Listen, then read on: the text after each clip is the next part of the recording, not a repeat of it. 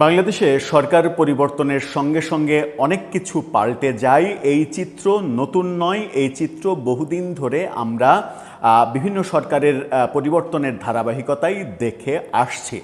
সরকার পরিবর্তন হলে ইতিহাস বদলে যায়, সরকার পরিবর্তন হলে প্রতিষ্ঠানের নাম বদলে যায়, সরকার পরিবর্তন হলে মহান মুক্তিযুদ্ধের ক্রেডিট বদলে যায় এবং সরকার পরিবর্তন হলে এই যে বদলের যে হিড়িক এবং বদলের যে কাহিনী, সেই কাহিনীতে হাজার হাজার কোটি টাকা মানুষের করের যে কষ্টের টাকা, সেই টাকা নষ্ট করা হয়।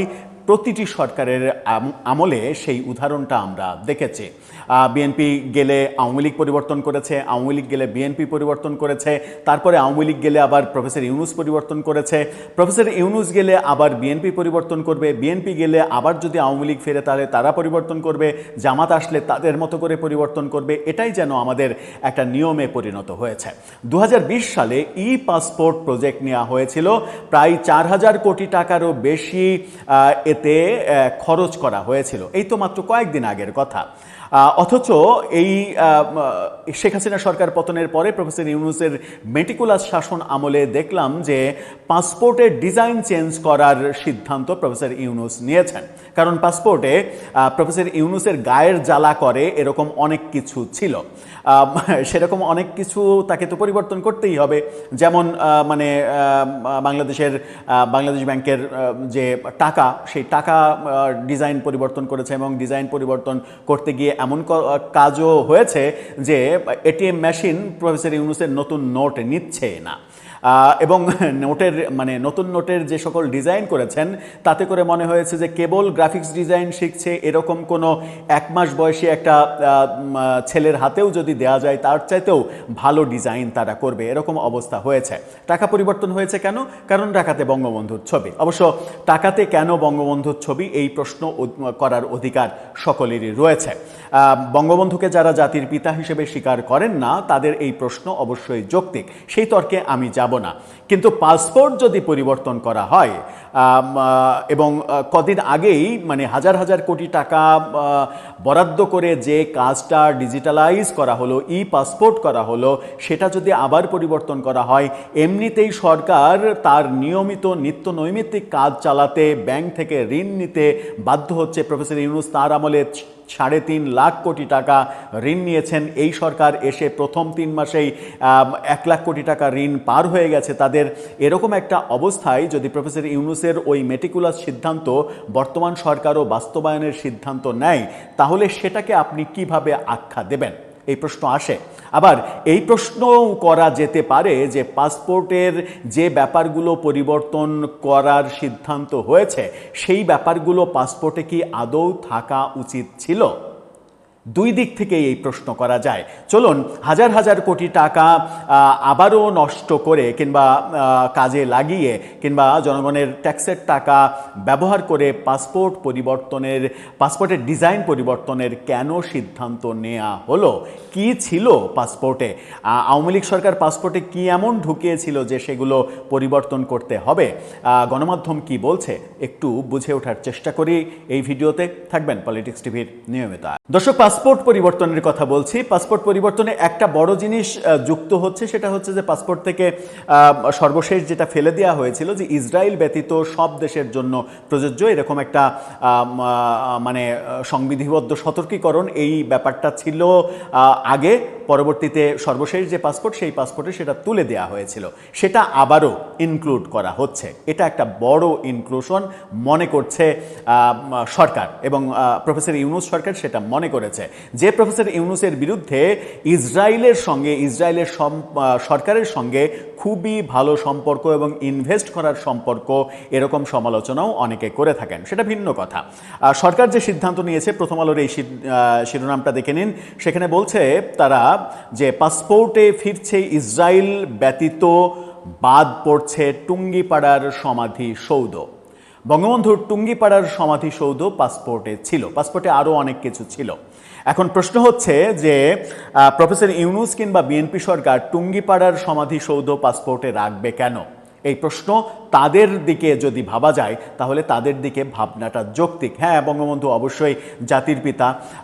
আপনি পাসপোর্টে বঙ্গবন্ধুর 7ই মার্চের ঐতিহাসিক ভাষণের ব্যাপারটা যদি রাখতেন তাহলে একটা ঐতিহাসিক ব্যাপার থাকতো।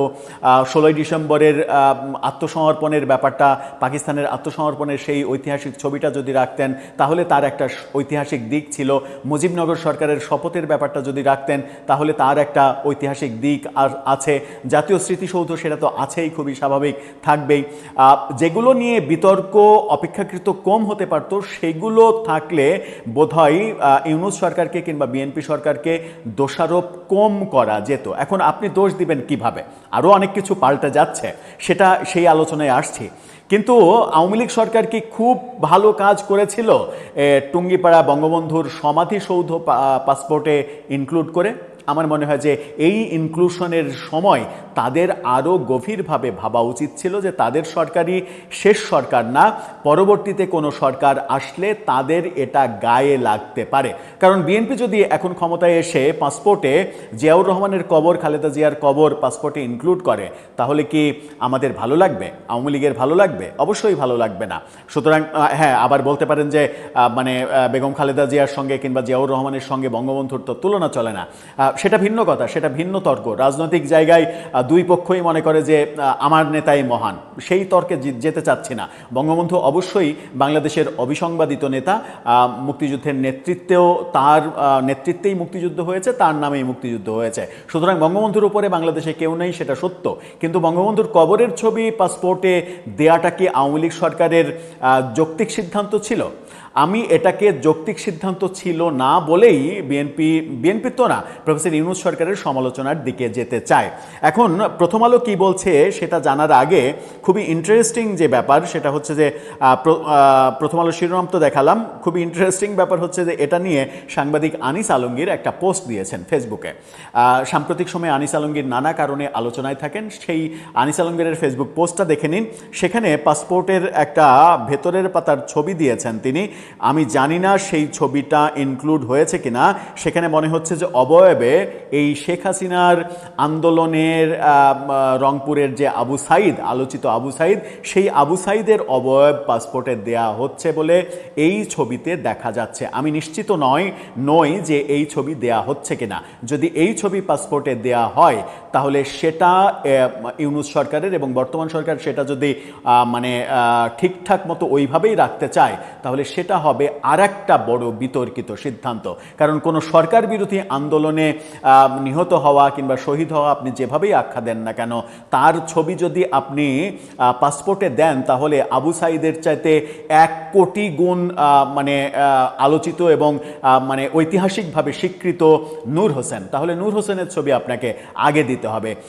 অনেক ক্যারেক্টার আছে বাংলাদেশে, এরকম বহু আন্দোলনের বহু ক্যারেক্টার আছে, সেগুলোর ছবি দিতে হবে। কিন্তু আপনি মুক্তিযুদ্ধের ওপরে, মুক্তিযুদ্ধের পরে কোনো সরকার বিরোধী আন্দোলনের কোনো ক্যারেক্টারকে আপনি জাতীয় পাসপোর্টে দিয়ে এটাকে রাজনৈতিক একটা মানে টেস্ট দেওয়া, এই টেস্ট দেওয়াটা আমার মনে হয় যে আরও অগ্রাহ্য কাজ হচ্ছে। আনিস আলমগীর কি লিখছেন তার পোস্টে? তিনি লিখছেন যে পাসপোর্ট বদলের নাটক, জন অর্থের অপচয় আর কতদিন। তিনি অবশ্য তীব্র ভাষায় লিখেছেন, তার তীব্র ভাষাটা একটু পড়ে শোনাতে চাই আপনাদের। বাংলাদেশে পাসপোর্টে আবার বড় ধরনের পরিবর্তনের তোড়জোড় চলছে জানিয়ে প্রথম আলো সংবাদ প্রকাশ করেছে। জলছাপ থেকে আগের সরকারের আমলে হওয়া বিভিন্ন অবকাঠামোগত উন্নয়ন ও ঐতিহাসিক স্থাপনার ছবি বাদ দেওয়া হচ্ছে, যুক্ত হচ্ছে নতুন কিছু ছবি।